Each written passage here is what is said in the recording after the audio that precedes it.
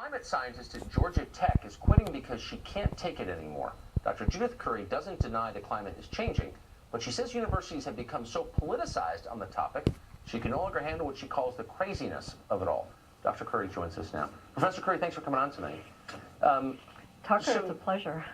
Well, thank you. It is for me. So you have written that part of the problem with climate science, not just at your school but at others, is that research money only goes to researchers pursuing certain lines of inquiry, and that they're all the same, and that prevents good science from happening. Am I mischaracterizing you? Not really, but what you're seeing is there's this dominant theme of human-caused climate change, which is where all of the research and the focus is being directed, and there's far too little funding and effort going into understanding natural climate variability. That's my concern. Right.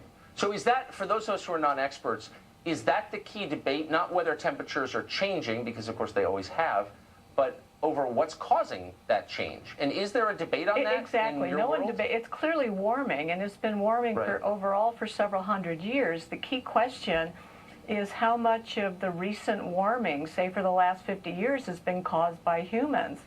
Right. And my interpretation of the evidence is that we really can't tell, and I don't see a clear signal that it's being caused by humans predominantly.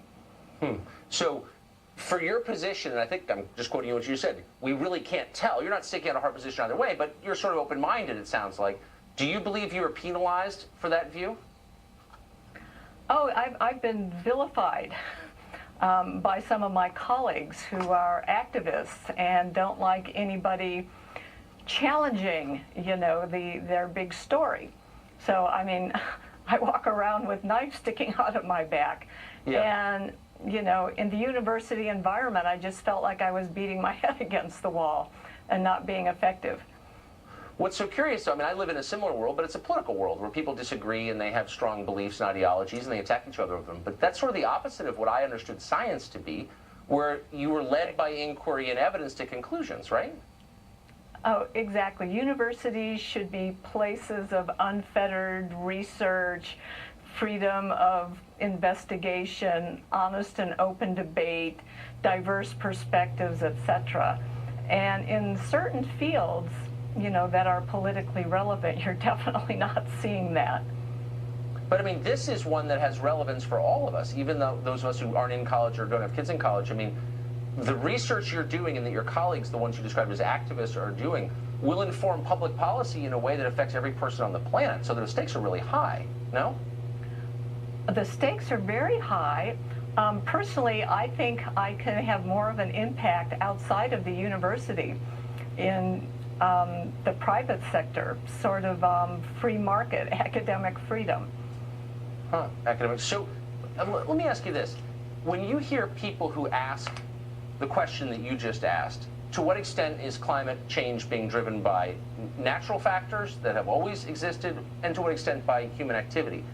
People who ask that question are derided as climate deniers. What's your response to that? Well, my response is we really don't know. It's certainly humans are contributing something. We don't know how much. From the evidence that I've seen, I don't think it's the dominant cause. You know, Wait, but I think Dr. it's Curry, mostly... you're not listening to TV, because 98% of scientists globally believe one thing. So you must be in the 2%, right? Ironically, the way the question is framed about the consensus that yes, it's warming, yes, humans contribute to it, I mean, everybody agrees with that, and I'm in the 98%. It's Yes. when you get down to the details that there is genuine disagreement that is really glossed over in the media. Interesting. We need to do a multi-part series on this show on this question. Just what do we know and what don't we know? As honestly as we can. And I hope you'll come back for that. Dr. Curry, thanks for joining us. Okay, thank you. Well, straight ahead, British Prime Minister Theresa May is